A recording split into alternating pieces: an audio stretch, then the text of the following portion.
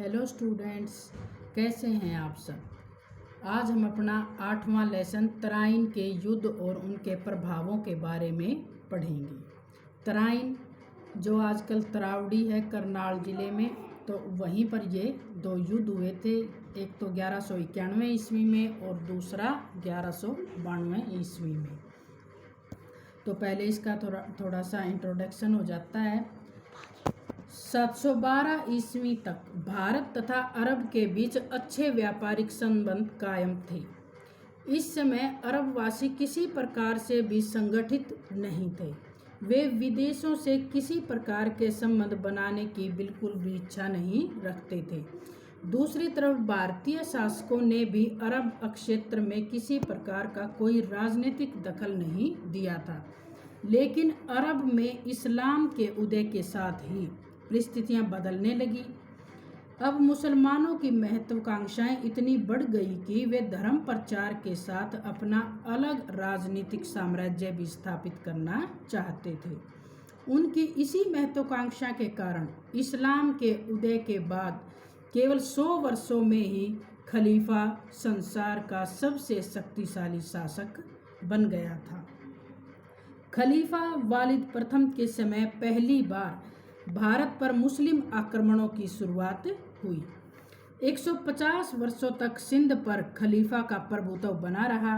सिंध विजय के बाद लगभग 3 शताब्दियों तक भारत इस्लामी आक्रमणों से सुरक्षित रहा, लेकिन 11वीं तथा 12वीं शताब्दी में इन आक्रमणों की एक बाढ़ सी आ गई। अब होने वाले आक्रमण पहले के आक्रमणों से ज़्यादा सुनियोजित ढंग से होते थे और एक दीर्घकालीन उनका उद्देश्य भी होता था। इस समय में उत्तरी भारत मुख्य रूप से 4 राजपूत शक्तियों, कौन कौन सी थी वे 4 राजपूत शक्तियाँ? चौहान, राठौर, परमार और चंदेल में बटा हुआ था। पृथ्वीराज तृतीय तथा जयचंद राठौर की आपसी शत्रुता ने मुस्लिम आक्रमणियों का सफ़र और भी काफ़ी सरल कर दिया था। मुस्लिम तुर्कों ने बारी बारी से इन दोनों शासकों को हराया। इन आक्रमणों की शुरुआत महमूद गजनवी ने की।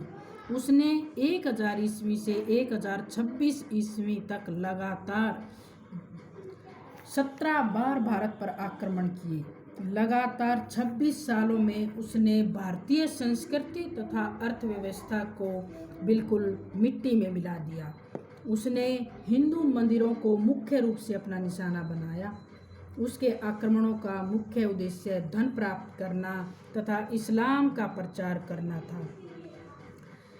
उसके आक्रमणों ने भारत की दुर्बलता का प्रदर्शन किया तथा अन्य आक्रमणकारियों के लिए भी भारत लूट का रास्ता खोल दिया। उसके बाद इस तरह के आक्रमणों की बागडोर मोहम्मद गोरी ने संभाली। 1191 ईस्वी तथा 1192 ईस्वी में उसका मुकाबला, जो मोहम्मद गोरी था, उसका मुकाबला पृथ्वीराज तृतीय से तराइन के मैदान में हुआ।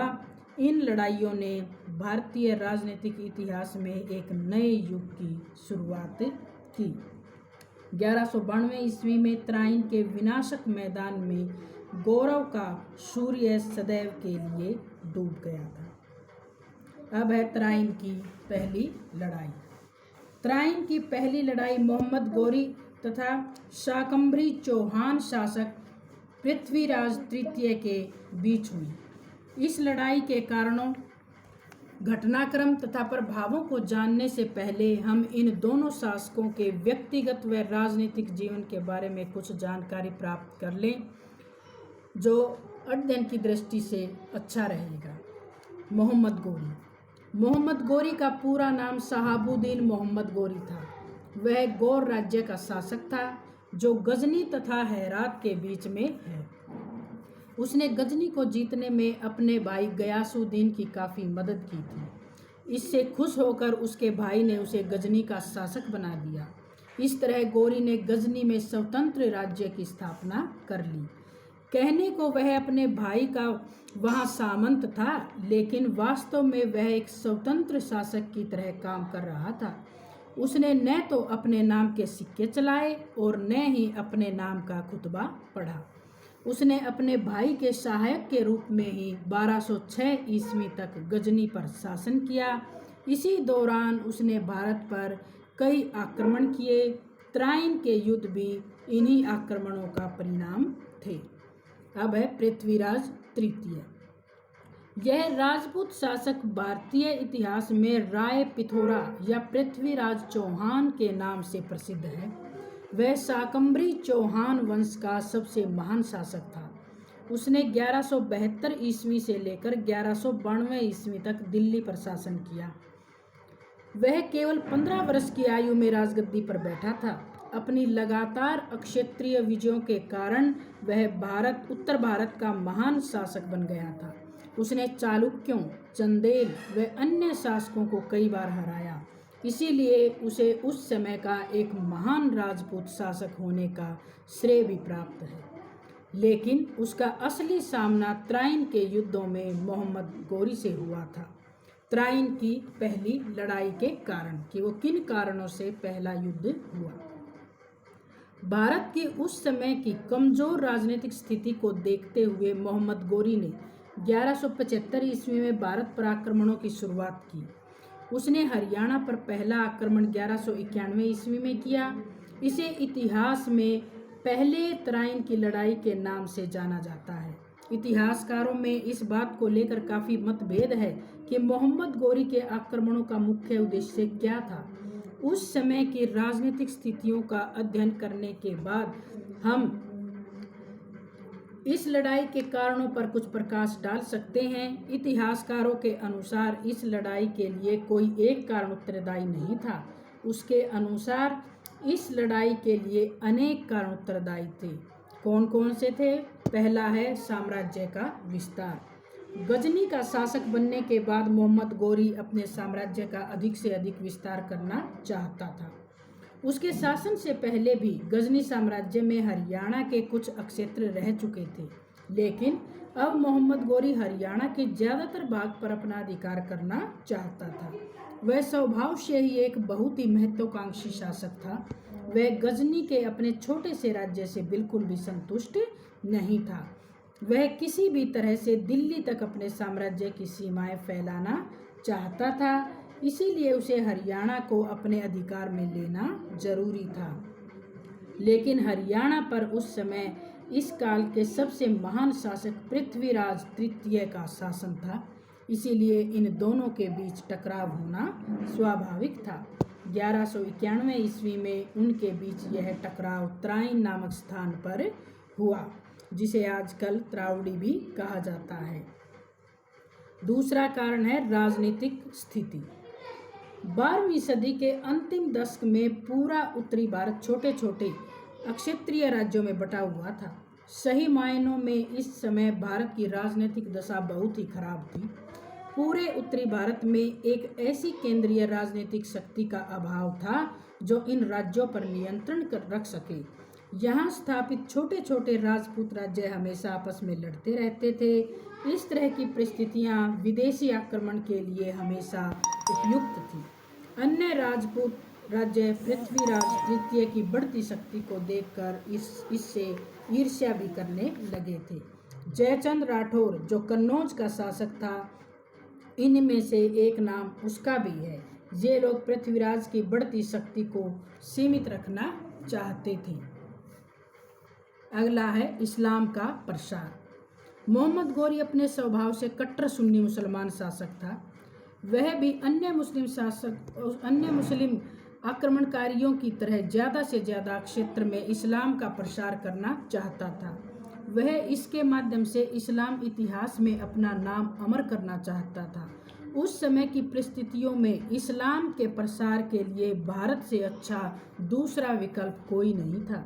लेकिन भारत में जब तक पृथ्वीराज तृतीय का शासन था तब तक ऐसा करना लगभग असंभव था, क्योंकि वह भी एक कट्टर हिंदू राजपूत शासक था जो अपने धर्म की रक्षा के लिए सब कुछ कुर्बान कर सकता था। अगला पॉइंट है भारत की धन संपदा।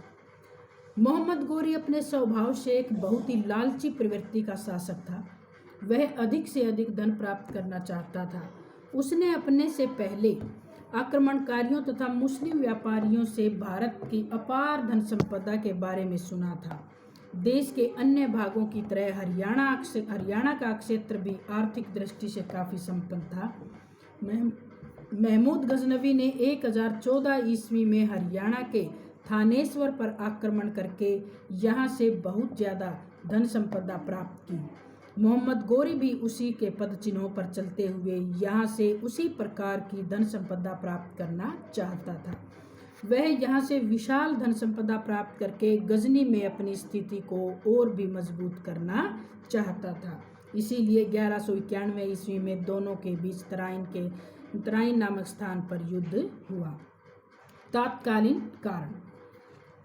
ताबर हिंद नामक स्थान का विवाद इस लड़ाई का तत्कालीन कारण बना। ताबर हिंद नामक स्थान की वास्तविक पहचान अब तक पूरी नहीं हुई है। कुछ इतिहासकार बठिंडा को तो कुछ सरहिंद को इस स्थान के रूप में बताते हैं। इस स्थान पर पृथ्वीराज तृतीय का अधिकार था, लेकिन 1189 ईस्वी में मोहम्मद गोरी ने इस पर आक्रमण करके इसे अपने अधिकार में कर लिया। इस स्थान की सुरक्षा के लिए मोहम्मद गोरी ने एक पूरी टुकड़ी को भी वहीं पर छोड़ा था। इस बात से पृथ्वीराज चौहान का पारा आसमान पर चढ़ गया और उसने मोहम्मद गोरी को सबक सिखाने का अंतिम फैसला कर लिया, जिसके कारण 1191 ईस्वी में तराइन के मैदान में दोनों सेनाओं के बीच घमासान युद्ध हुआ। अब है तराइन की पहली लड़ाई का घटनाक्रम कि किस तरह से तराइन के मैदान में ये पहली लड़ाई लड़ी गई। 1191 ईस्वी में करनाल के पास तराइन नामक स्थान पर दोनों सेनाओं की ओर से मोर्चाबंदी की गई। इस्लामी इतिहासकारों ने पृथ्वीराज की सेना में 1 लाख घुड़सवार तथा 30,000 पैदल सैनिक बताए हैं, लेकिन डॉक्टर केसी यादव इस बात से सहमत नहीं है, क्योंकि उनके अनुसार मध्यकालीन इतिहासकारों की यह प्रवृत्ति रही थी कि दुश्मन की सेना को अपने स्वामी की सेना से बढ़ा चढ़ाकर बताया जाए, जिससे उसके स्वामी की महानता ज़्यादा से ज़्यादा दिखाई दे। वे अपने वर्णन से यह दिखाने की कोशिश कर रहे थे कि उनके स्वामी ने अपने अद्वितीय पराक्रम से अपने से 2 या 3 गुना बड़ी सेना को हराया है या उससे टक्कर ली थी। डॉक्टर केसी यादव के अनुसार दोनों ही सेनाओं की संख्या लगभग एक समान थी। इस लड़ाई में दोनों सेनाओं का नेतृत्व उनके शासक अर्थात पृथ्वीराज तृतीय तथा मोहम्मद गोरी कर रहे थे। इस युद्ध की शुरुआत बड़े घमासान तरीके से हुई। जैसे जैसे यह लड़ाई आगे बढ़ती गई और यह और भी भयंकर रूप धारण करने लगी। हरियाणा क्षेत्र के सेनापति गोविंद राय की वीरता इस लड़ाई में देखने लायक थी। वह एक वीर योद्धा के साथ चतुर सेना नायक भी था, इसीलिए वह गोरी की सैनिक रणनीतियों को अच्छी तरह से समझता था। उसने अपने अपार साहस तथा वीरता से इस पूरी लड़ाई का केंद्र बिंदु अपने आप को बना लिया था। मोहम्मद गोरी इस राजपूत सेना नायक की वीरता को देखकर विचलित हो गया। वह अपनी रणनीति के विरुद्ध जाकर सीधा इस वीर राजपूत से जा टकराया। उसने अपना सीधा प्रहार गोविंद राय पर किया, जिससे शायद उसके आगे के 2 दांत भी टूट गए, लेकिन इस सेना नायक ने ऐसा पलटवार किया कि मोहम्मद गोरी बुरी तरह से घायल हो गया। वह इस सेना नायक के प्रहार से इस हालत में आ गया था कि घोड़े से गिरने ही वाला था, लेकिन उसी समय उसका एक वफादार खलजी सरदार उसको उठाकर मैदान से भाग गया। उसने सेनापति तथा शासक के मैदान छोड़ते ही अफगान सेना में भगदड़ मच गई। पृथ्वीराज की सेना ने इस स्थिति का लाभ उठाया तथा दूर तक पीछा करते हुए उनका भारी जनसंहार किया, लेकिन किसी भी तरह मोहम्मद गोरी अपनी जान बचाने में सफल रहा। इस प्रकार तराइन के पहले युद्ध में पृथ्वीराज चौहान को शानदार सफलता प्राप्त हुई। सरस्वती नदी के किनारे थानेश्वर से 14 मील तथा दिल्ली से 80 मील की दूरी पर स्थित त्रावड़ी या तराइन नामक स्थान को पृथ्वीराज की सेना के पराक्रम ने ऐतिहासिक बना दिया। डॉक्टर ईश्वर प्रसाद ने इस लड़ाई के महत्व पर प्रकाश डालते हुए लिखा है कि हिंदुओं ने आज तक मुसलमानों को इस प्रकार से नहीं खदेड़ा था। अब है त्राइन की पहली लड़ाई के प्रभाव। इस लड़ाई के प्रभाव क्या पड़े? पहला, इस लड़ाई में जीत के बाद चौहान शासक पृथ्वीराज तृतीय की शक्ति की धाक जम गई। दूर दूर तक उसके जयकारे होने लगे। इस विजय ने उसे राजपूत शासकों का सर्वे सर्वा बना दिया। दूसरा, राजपूत सेना की वीरता तथा साहस का लोहा अब अन्य शासक भी मानने लगे। दूर दूर तक गोविंद राय जैसे महान सेनापति के साहस की कूटनीति की चर्चा होने लगी। तीसरा प्रभाव, इस विजय के फलस्वरूप कुछ राजपूत शासक पृथ्वीराज तृतीय से ईर्ष्या रखने लगे। वे उसकी बढ़ती शक्ति को अपने लिए खतरा समझने लगे। इनमें जयचंद राठौर जैसे शासक प्रमुख थे। अगला प्रभाव, इस लड़ाई में विजय के फलस्वरूप चौहान शासक को कई नए क्षेत्रों की प्राप्ति हुई। इनमें ताबर हिंद का क्षेत्र सबसे महत्वपूर्ण था। अब चौहान साम्राज्य के विस्तार की संभावनाएं पहले से कहीं ज़्यादा बढ़ गई थी। इस युद्ध में पराजय के कारण मोहम्मद गोरी की प्रतिष्ठा को भारी धक्का लगा। उसका इतना अपमान इससे पहले कभी नहीं हुआ था। उसके लिए यह स्थिति मरने से भी बदतर थी। मोहम्मद गोरी इस लड़ाई को जीतकर भारत में अपने साम्राज्य की स्थापना करना चाहता था, लेकिन इस हार के बाद उसका यह सपना चकनाचूर हो गया। वह इस लड़ाई के बाद भारत में इस्लाम धर्म का प्रचार और प्रसार करना चाहता था, लेकिन साम्राज्य स्थापना की चाहत की तरह उसकी यह इच्छा भी त्राइन के मैदान में धराशायी हो गई। त्राइन की पहली लड़ाई ने दूसरी त्राइन की लड़ाई की पटकथा भी तैयार कर दी थी, क्योंकि मोहम्मद गोरी अपनी इस अपमानजनक हार का हर हालत में बदला लेना चाहता था। वहीं पृथ्वीराज तृतीय भी अपनी जीत से संतुष्ट नहीं था। वह इस जीत को निर्णायक रूप न दे पाने के कारण अपने आप को माफ नहीं कर पा रहा था। इस स्थिति में एक और युद्ध दोनों के बीच होना स्वाभाविक था। 1192 ईस्वी की त्राइन की दूसरी लड़ाई इसी का परिणाम थी। तो बच्चों, ये तो था त्राइन का पहला युद्ध, और अगली वीडियो में हम त्राइन के दूसरे युद्ध के बारे में पढ़ेंगे।